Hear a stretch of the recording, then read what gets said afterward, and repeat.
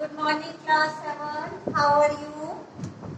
हम लोग पढ़ रहे थे एसएससी का चैप्टर 1 इक्वलिटी, है ना। इक्वलिटी इन इंडियन डेमोक्रेसी, भारतीय प्रजातंत्र में जो इक्वलिटी है, समानता का जो अधिकार है, उसके बारे में हम 3 वीडियोज में मैंने आपको अच्छे से इसको समझाने की कोशिश की है। तो इक्वलिटी क्या है कि भारतीय संविधान में सभी व्यक्तियों को ये अधिकार है कि वो अपने इलेक्शन में, प्रजातंत्र में इलेक्शन के लिए अपना नेता चुनने के लिए हर व्यक्ति को समानता का अधिकार है। किसी भी आधार पर धर्म, जाति, लिंग, ऊंच नीच, पढ़ा लिखा, छोटा बड़ा, किसी भी आधार पर लोगों के बीच में इस प्रकार का कोई भेदभाव नहीं किया जाएगा कि इसे वोटिंग राइट है या नहीं है। हर वो व्यक्ति जो 18 साल से अधिक का 18 साल का है, उसे वोट देने का, वो भारत का यदि नागरिक है तो उसे वोट देने का, इलेक्शन का पूरा अधिकार है। अपने नेता को, अपनी सरकार को चुनने का पूरा अधिकार है। और इसके बाद हमने कई कहानियाँ देखी थी, इसमें कांता की कहानी, जिसमें बताया था कि वोटिंग राइट तो हमें, समानता का अधिकार तो मिला हुआ है वोट देने के लिए, लेकिन समाज में बहुत सारी बातों में डिस्क्रिमिनेशन है, भेदभाव है, लोगों के बीच में एक दूसरे से दूरियां हैं, छोटा बड़ा, ऊंच नीच, धर्म के आधार पर। हमने कहानी देखी थी मिस्टर अंसारी की कि वो अलग धर्म के थे, इसलिए उन्हें कोई मकान देने के लिए तैयार नहीं था। हमने ओम प्रकाश जी की कहानी देखी थी कि वो दलित थे, नीची जाति के थे, इसलिए उनके साथ भेदभाव किया जाता था। उन्हें स्कूल में जाने के लिए, स्कूल में जाते थे लेकिन पढ़ाई की अनुमति नहीं थी और उनको सफाई का काम करना पड़ता था।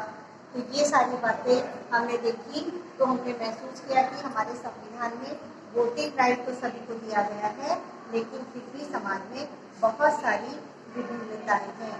फिर हमने अलग अलग देशों के बारे में देखा था कि केवल हमारे भारतवर्ष में ही ऐसा नहीं है कि विभिन्नता है और लोगों के साथ इस तरह का डिस्क्रिमिनेशन होता है, भेदभाव किया जाता है। अमेरिका का उदाहरण हमने देखा था कि अमेरिका में अश्वेत और श्वेत दो तरह की कैटेगरी हैं। जो अमेरिका के अश्वेत नागरिक हैं वो पुराने अफ्रीकन स्लेव्स हैं, वो लोग हैं जिन्हें कि अमेरिका में दास बनाकर लाया गया था बहुत समय पहले, 100 साल से भी ज़्यादा अधिक वर्ष पहले। लेकिन आज भी उनके साथ, हालांकि वो अमेरिका के नागरिक हैं, लेकिन उनके साथ भेदभावपूर्ण व्यवहार किया जाता है।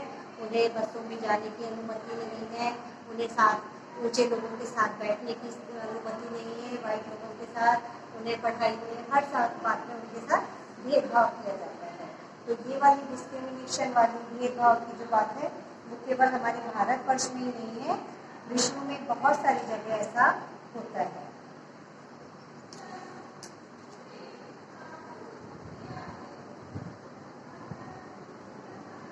देखो, it is disgraceful to live at the cost of one's self-respect. Self-respect is the most vital factor in life. Without it, man is a cheaper to live worthily. With self-respect, one has to overcome difficulties. It is out of hard and tedious struggle alone that one derives strength, confidence and recognition. देखो, doctor B R. Ambedkar का ये quotation है। Doctor B R. Ambedkar हमारे संविधान के निर्माता, जिन्होंने हमारे संविधान को बनाया, हमारे संविधान की रचना की, डॉक्टर बी.आर. अम्बेडकर। और वो खुद एक दलित थे, नीची जाति के थे, और उन्हें ये सारी भेदभाव वाली जो बात है उसको उन्होंने खुद झेला था, उनके साथ बीती थी, आप बीती थी। तो उन्होंने ये बात लिखी है कि यदि डिस्क्रिमिनेशन होता है, लोगों के साथ ऐसा व्यवहार किया जाता है, ऊंच नीच का व्यवहार होता है, तो उस व्यक्ति में स्ट्रेंथ, शक्ति और कॉन्फिडेंस, ये सब चीज़ें डेवलप होना असंभव हो जाता है। भेदभाव वाली नीतियाँ नहीं होनी चाहिए। Man is mortal, everyone has to die someday और द अदर। हर व्यक्ति जो जन्म लेता है वो कभी न कभी मरता है। But one must resort to let down one's life in encircling the noble ideals of self-respect and in bettering one's human life. लेकिन हर व्यक्ति का ये कर्तव्य है कि वो दूसरे व्यक्ति के आत्मसम्मान की रक्षा करे और उसके बेटर लाइफ को और मानव जीवन को सफल बनाने में उसकी मदद करे, उसके साथ नोबल बिहेवियर करे. Nothing is more disgraceful for the brave man than to be life devoid of self-respect. किसी भी व्यक्ति के लिए ये बहुत ज़्यादा मुश्किल नहीं है कि वो बहादुरी के साथ अपनी जीवन को जिए और दूसरों के जीवन के सम्मान की रक्षा करे, दूसरों के सम्मान की रक्षा करेंगे. Doctor B.R. अम्बेडकर के विचार हैं. यानी हमें अपना सम्मान, अपने आत्मसम्मान की रक्षा करनी चाहिए और हमें ऐसा व्यवहार, ऐसा कुछ नहीं करना चाहिए कि हमारी वजह से दूसरों के आत्मसम्मान को ठेस पहुंचे या उनके सम्मान को में कमी आए, है ना. तो आज इस चैप्टर को मैंने आपको वापस से अच्छे से पूरी समझी के साथ समझा दिया है. अब आपको क्या करना है,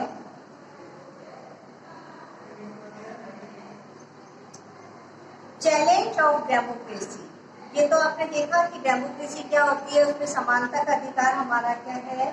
अब देखो चैलेंज क्या है डेमोक्रेसी के सामने, प्रजातंत्र के सामने चुनौतियां क्या है. No country can be describe as being completely democratic. There are always communities and individuals trying to expand the ideas of democracy and push for the greater recognition of equality on exciting as well as new issues. देखो कोई भी country जिसमें describe किया हुआ है democracy, अपने आप में पूर्ण नहीं हो सकती डेमोक्रेसी जब तक कि उसके अंदर जो रहने वाले लोग हैं वो इनोवेटिव आइडियाज ना दें, इक्वलिटी की जो बात है वो उसमें नए नए इशू ना जुड़ें. Central to this is the struggle for the recognition of all persons as equal and for their dignity to be maintained. तो ये बहुत ज़रूरी है डेमोक्रेसी में कि जो सभी लोग हैं उनके साथ समानता का व्यवहार हो और वो अपने सम्मान, अपने डिग्निटी को बनाए रखें. उनकी डिग्निटी को ठेस नहीं पहुंचनी चाहिए. In this book, you will read about how this issue of equality affects various aspects of our daily life in democratic India. As you read these chapters, think about whether the equality of all persons and their being able to maintain their dignity is upheld. अब ये जो chapter आपने पढ़ा इसके अनुसार अब आपको ये सोचना है कि हमारे भारत में किस किस तरह से अनइक्वलिटी है और इक्वलिटी बनाने के लिए, अनइक्वलिटी को रोकने के लिए हमें क्या करना चाहिए. हमारे आसपास यदि हम इस तरह का व्यवहार देखते हैं, इस तरह की बातें देखते हैं तो हमें उन्हें प्रोहिबिट करना चाहिए, उन्हें रोकने के लिए प्रयास करना चाहिए.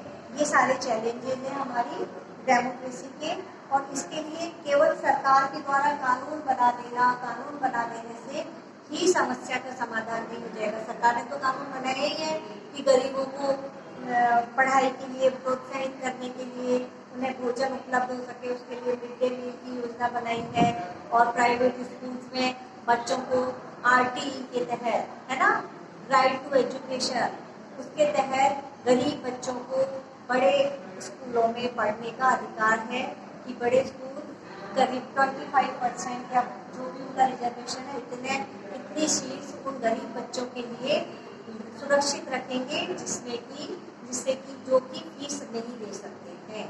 उन्हें यदि पढ़ना है उन बच्चों को तो उसके लिए प्राइवेट स्कूलों को जरूरी है कि वो 25% या सीट ऐसे बच्चों के लिए निर्धारित रखें जो कि गरीब हैं लेकिन पढ़ना चाहते हैं. तो इस तरह से सरकार तो अपनी बहुत सारी योजनाएं चलाती है, लेकिन जब तक सभी लोग सरकार को सहयोग नहीं करेंगे, दिल से हम इन बुराइयों को दूर करने का प्रयास नहीं करेंगे, तब तक डेमोक्रेसी अपने अपने प्रॉपर तरीके से काम नहीं कर सकती है। तो अभी आपको ये चैप्टर घर पे अच्छे से पढ़ना है और उसके बाद इसकी वर्ड मीनिंग, हार्ड वर्ड जो आपको लगते हैं उनको डिक्शनरी से फाइंड आउट करना है और फाइंड आउट करके English to English plus English उसका हिंदी मीनिंग भी आपको साथ साथ में ही लिखते जाना है। In a democracy, why is universal adult franchising important? अब ये बताओ कि डेमोक्रेसी में, प्रजातंत्र में यूनिवर्सल एडल्ट फ्रेंचाइजी यानी हर 18 साल से अधिक उम्र के व्यक्ति को इलेक्शन देने का जो अधिकार है वो कितनी इम्पोर्टेंट है, क्यों इम्पोर्टेंट है, बता सकते हो? कि 18 साल से अधिक उम्र का हर व्यक्ति भारतीय प्रजातंत्र में इलेक्शन देने के लिए, चुनाव देने का अधिकारी है, अपना नेता चुनने का अधिकारी है। ये क्या है? Universal adult franchise. ये किस तरह से इम्पोर्टेंट है? This is a very important aspect of democratic society. It means that all adult those who are 18 and above citizens have the right to vote irrespective of their social or economic background। कि वो लोग जिनको 18 साल से अधिक की उम्र है, 18 साल से अधिक उम्र है, वो भारत का हर नागरिक चुनाव देने का अधिकार रखता है और उसको सोशल इकोनॉमिक बैकग्राउंड के आधार पर वोट देने से नहीं रोका जाएगा।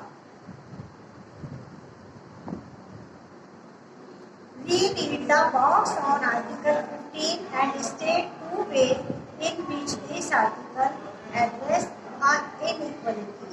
देखो जो हमारे संविधान में आर्टिकल 15 है, संविधान का जो 15वां अनुच्छेद है उसमें इनइक्वालिटी के बारे में क्या लिखा हुआ है? Prohibition of discrimination on ground of religion, race, caste, sex और place of birth। देखो समाज में 15 आर्टिकल में जो लिखा हुआ है कि किसी भी व्यक्ति के साथ धर्म, जाति, सेक्स और प्लेस ऑफ बर्थ कि उसने कहाँ जन्म लिया है इस आधार पर किसी भी तरह का डिस्क्रिमिनेशन यानी भेदभाव नहीं किया जाएगा।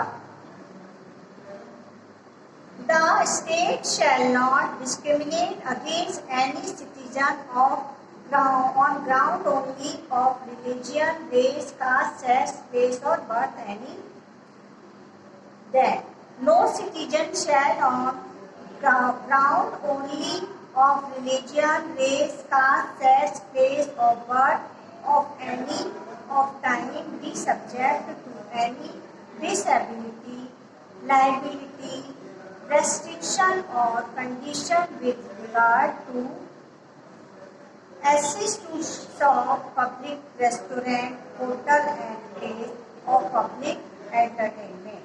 यानी कि किसी भी व्यक्ति को बाजार में जाने के लिए, किसी दुकान में जाने के लिए, पब्लिक रेस्टोरेंट में जाने के लिए, होटल में जाने के लिए या किसी एंटरटेनमेंट प्लेस में जाने के लिए, बाग बगीचों में, गार्डन में जाने के लिए कभी किस आधार पर नहीं रोका जाएगा। Caste, sex, place of birth, religion, इन आधार पर हम नहीं रोक सकते। और the use of well, tank, bathing ghats, roads and place of public resorts maintained wholly or partially out of the state funds or dedicated to the use of the general public। और उनके साथ उन लोगों को public space, public well, tank, bathing ghat, road इन सब पे जाने के लिए भी किसी आधार पर, धर्म, जाति के आधार पर नहीं रोका जाएगा। ये सारी बातें हमारे संविधान के अनुच्छेद 15 में यानी कि संविधान के इंडियन कॉन्स्टिट्यूशन के आर्टिकल 15 में ये सारी बातें मेंशन की गई हैं। बताया गया है कि किस तरह से भारतीय संविधान में आर्टिकल 15 में अनइक्वालिटी को डिस्क्राइब किया गया है ना। तो आज हमारा ये चैप्टर पूरा अच्छे से कंप्लीट हो गया है। चैप्टर 1 सोशल साइंस की पॉलिटिकल साइंस का चैप्टर 1 पूरा अच्छे से कंप्लीट हो गया है।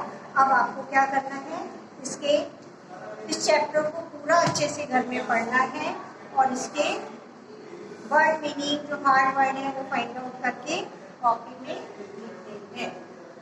Chapter 1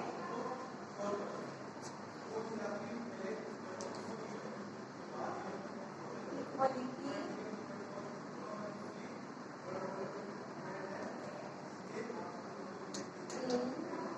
in Indian democracy.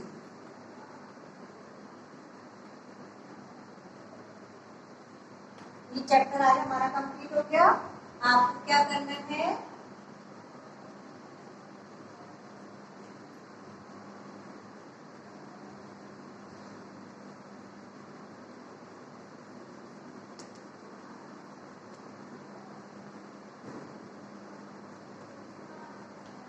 अच्छे से पढ़ना है। डिफिकल्ट वर्ड्स को डिक्शनरी में से कंसल्ट करके उनके मीनिंग आपको कॉपी में लिखने हैं। कल हम इसके क्वेश्चन आंसर डिस्कस करेंगे फर्स्ट चैप्टर के। सभी लोग अपनी कॉपी पेंसिल साथ में रख के बैठिए, बुक साथ में रख के बैठिए। कल हम इसके क्वेश्चन आंसर डिस्कस करेंगे। Thank you. चलो।